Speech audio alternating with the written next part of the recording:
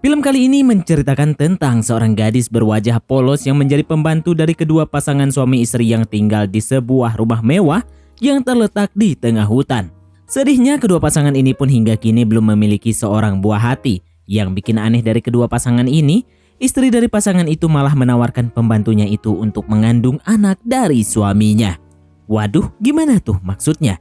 Berarti suaminya harus sama pembantunya. Oke, daripada penasaran kisah selengkapnya, mari langsung saja kita masuk ke alur ceritanya.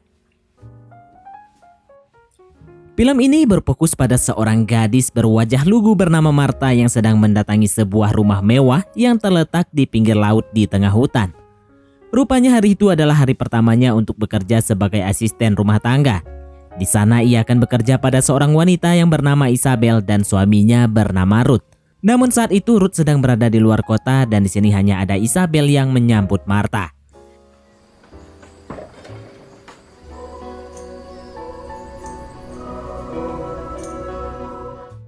Di awal kedatangan Martha, Isabel menyambutnya dengan sangat baik.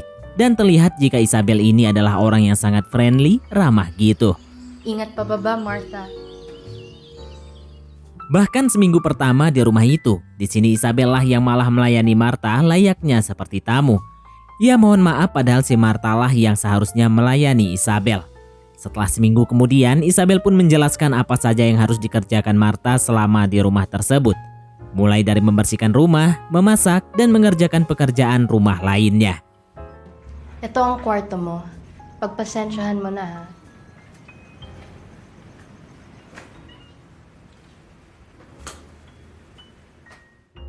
Keesokan harinya, Isabel mengajak Martha untuk mengunjungi ternak babi yang ia miliki di rumah itu.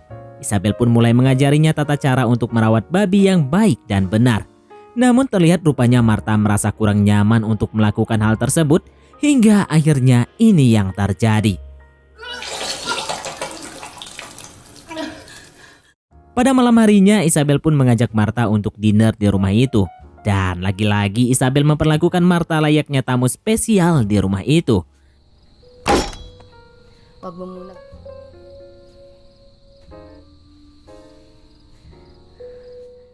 Di saat yang sama, suami Isabel yaitu Ruth akhirnya pulang. Ayan na siya. Isabel juga memperkenalkan Martha pada suaminya. Sama seperti Isabel, Ruth juga memperlakukan Martha dengan sangat ramah. Ia mencoba berbasa-basi dan bertanya latar belakang dari Martha. Martha mengaku tak ada yang menarik dalam hidupnya. Ia hanya seorang gadis yang bahkan belum pernah berpacaran dan tentunya tak pernah disentuh oleh laki-laki. Mendengar hal itu, sontak pasangan suami istri itu pun langsung saling menatap satu sama lain. Entah apa yang dipikirkan kedua pasutri ini.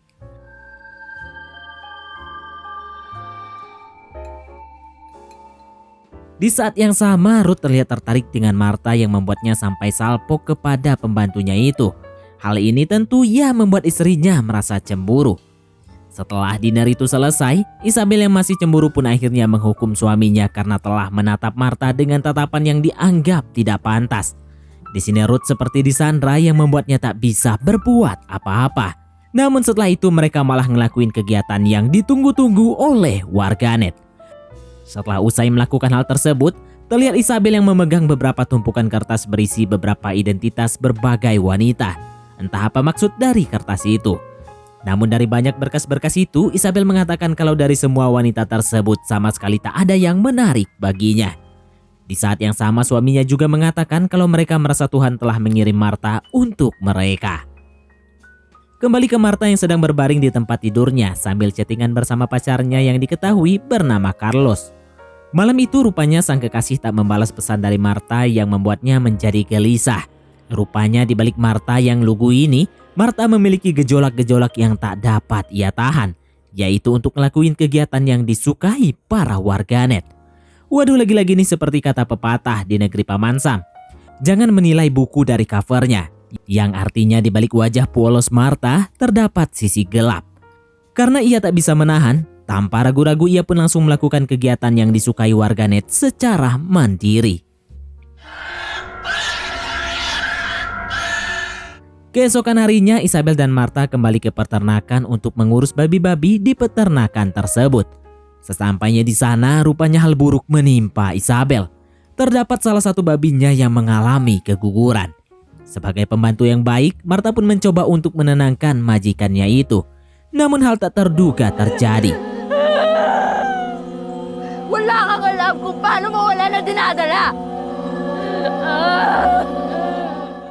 Isabel yang dari kemarin ramah bak ibu kandung seketika berubah drastis layaknya ibu tiri. Dengan spontan ia pun membentak Marta karena merasa tak tahu bagaimana sakitnya kehilangan seorang anak. Dari raut wajahnya terlihat jika Isabel ini memiliki sebuah trauma di masa lalu, namun belum tahu apa itu. Usai kejadian itu, Marta yang sedang berada di kamar pun akhirnya dihampiri oleh Isabel. Ia yang menyesali perbuatannya itu meminta maaf kepada Marta. Di sini Isabel akhirnya menceritakan masa lalunya yang kelam. Ternyata dahulu ia pernah kehilangan anaknya sebanyak 4 kali. Di saat yang sama Isabel juga menjelaskan kalau sebenarnya mereka menginginkan hal yang lebih dari si Marta. Di sini Isabel merasa jika Marta adalah orang yang terpilih dari Tuhan untuk melahirkan anak mereka.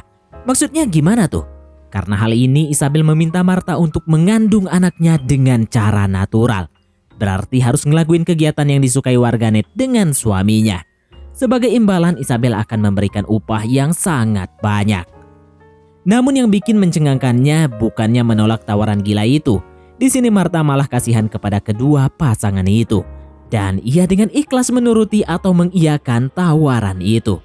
Waduh, kasihan boleh tapi nggak gitu-gitu juga. Kapag hindi mo ako mahal. Tak lama kemudian Isabel pun membawa Marta ke sebuah tempat mereka berdoa. Dan disinilah kita tahu kalau Isabel merupakan seorang pengikut ajaran sesat alias musyrik. Pada saat sedang berdoa, tiba-tiba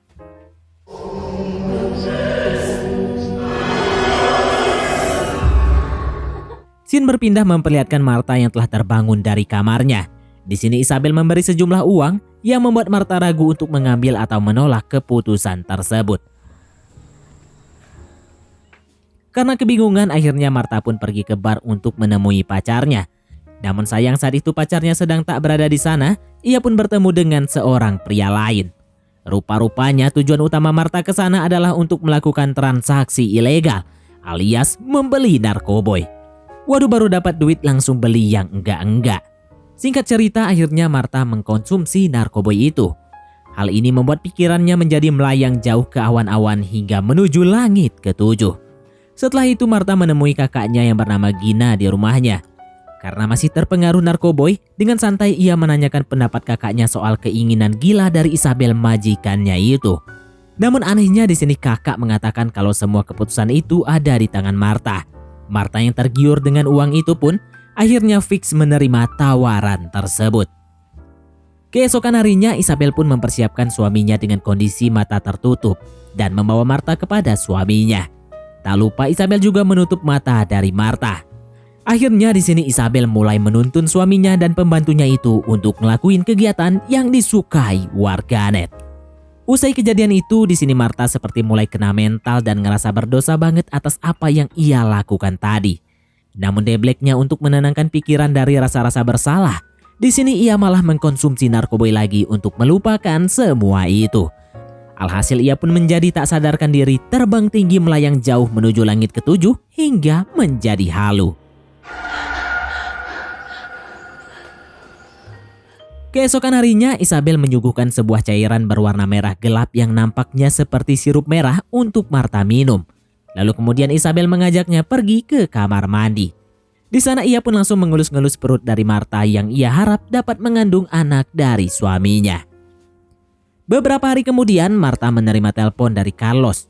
Tanpa berlama-lama Marta pun menemui kekasihnya tersebut. Karena sudah lama tidak bertemu, keduanya pun melepaskan rindunya di Oyo terdekat. Setelah itu Marta pulang dan kembali ke kamarnya. Melihat Marta yang lagi sendirian, Ruth pun mendatanginya dan meminta maaf karena ia telah membawa Marta dalam masalah mereka. Di saat yang sama, Ruth yang modus ini pun langsung menempelkan telinga juga ke perut Marta dengan alasan untuk mendengar suara anak dari mereka. Namun barbarnya di sini Ruth langsung melakukan kegiatan yang disukai warganet. Dan wadidaunya Marta pun juga tergoda dan mereka pun akhirnya gaskan. Keesokan harinya Isabel lagi-lagi mengunboxing untuk memastikan kandungannya. Entah apa yang terjadi, rupanya di sini Isabel mengetahui jika Marta telah melakukan yang enggak-enggak dengan pria lain. Karena telah melakukan perbuatan keji itu, Isabel yang memiliki kepercayaan sesat itu berniat untuk menyucikan Marta kembali dengan cara menjalankan sebuah ritual sesat dengan menyakiti Marta. Waktu pun berlalu, terlihat Marta sedang memegang sebuah tespek yang menunjukkan 2 garis merah, yang berarti Marta pun mengandung anak dari suami Isabel.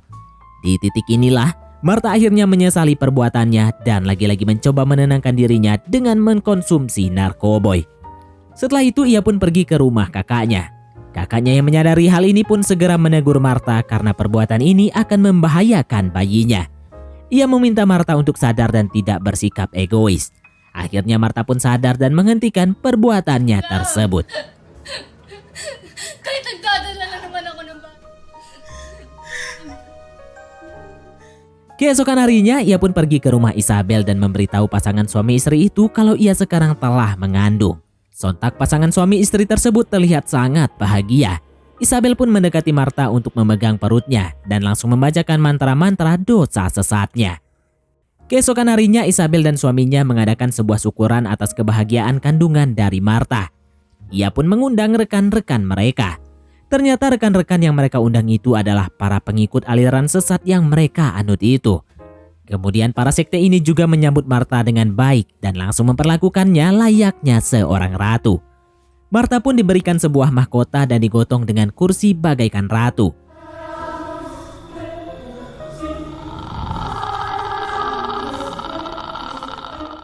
Di kepel, Marta dan Ruth didudukkan oleh Isabella sambil disaksikan para pengikut sekte lainnya. Isabel memimpin upacara itu dengan mengucapkan mantra-mantra doa yang membuat para pengikut lain menjadi kesurupan massal. Yang bikin mencengangkannya, di tengah kesurupan massal itu, semua para pengikut sekte ini sontak mengunboxing dirinya masing-masing dan saling ngelakuin kegiatan yang disukai warganet bersama-sama. Keesokan harinya, lagi-lagi Marta kembali menemui pacarnya di Oyo terdekat.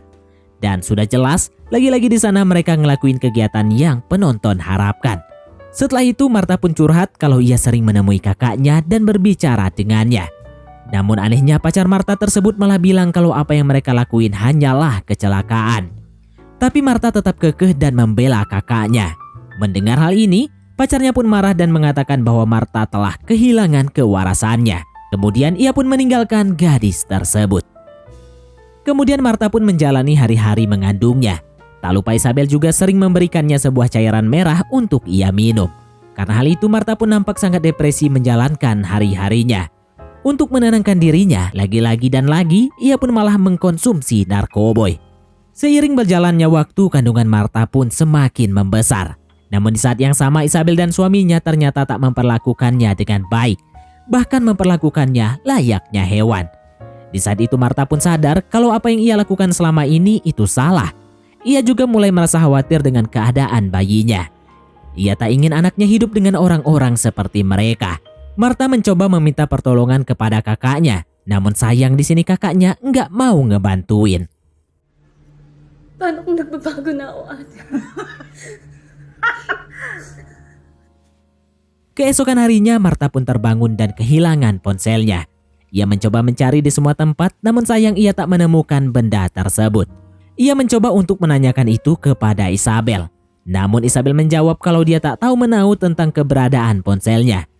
Di sini Isabel juga bilang kalau sebaiknya Marta tak ambil pusing untuk hal-hal sepele seperti itu dan fokus untuk menjaga kesehatan dan kandungannya. Keesokan paginya Marta pun memergoki Isabel di kandang babi yang sedang menserset seekor babi dengan cara yang sangat brutal. Isabel yang menyadari keberadaan Marta pun langsung menyerang Marta. Dengan berlumuran sirup merah, Marta pun mencoba melarikan diri dari tempat mengerikan itu. Dan tiba-tiba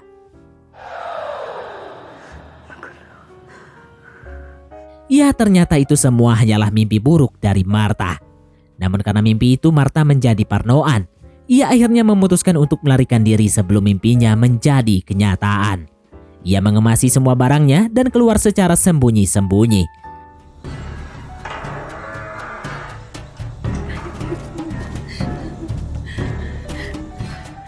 Namun sesampainya di pagar, ternyata pagarnya telah dikunci oleh Isabel dan suaminya.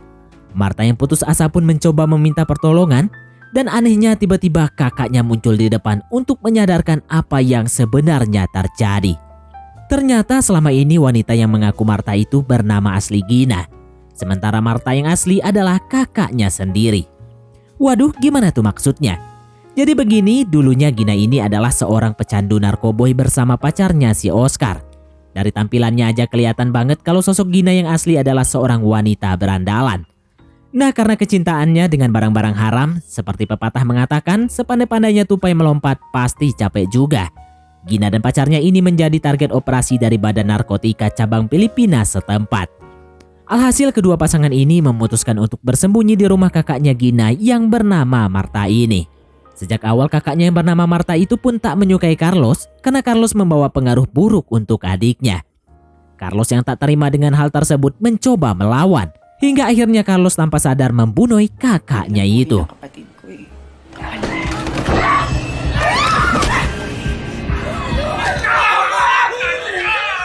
Untuk menghilangkan jejak, keduanya pun membuang jasad wanita tersebut. Itulah mengapa saat Gina membicarakan kakaknya, Carlos menganggapnya gila dan meninggalkannya. Beberapa hari setelah kematian kakaknya, Gina tampak sangat depresi. Untuk menghindari kejaran, Gina pun memutar otak hingga akhirnya ia menemukan surat panggilan kerja kakaknya yang akan bekerja di peternakan dan menggunakan identitas Marta sebagai identitasnya. Ya, tapi naas niatnya untuk sembunyi malah masuk ke kandang macan.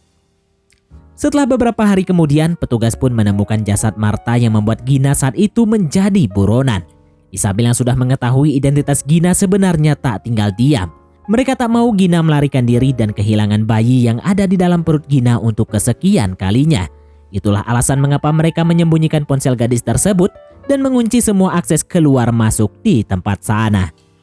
Gina yang sudah tak tahu harus berbuat apa lagi dengan terpaksa menemui Isabel dan suaminya. Ia meminta Isabel untuk melepaskannya dan nantinya dia akan mengganti kerugiannya. Tentu saja Isabel dan suaminya sama sekali tak membiarkan Gina pergi begitu saja. Mereka bahkan membawa Gina untuk melakukan sebuah ritual menjelang persalinan. Hindi mo siya anak. Dan pada saat itulah Gina mencoba untuk melarikan diri.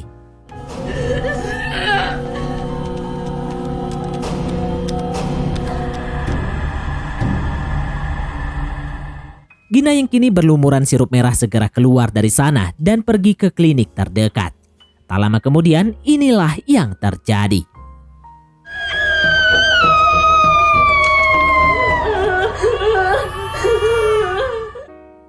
Pesan moral yang bisa kita petik dari film yang gak bermoral ini adalah janganlah kita sampai berbuat musyrik sebab apa yang kurang dari kita, seperti contoh belum memiliki buah hati.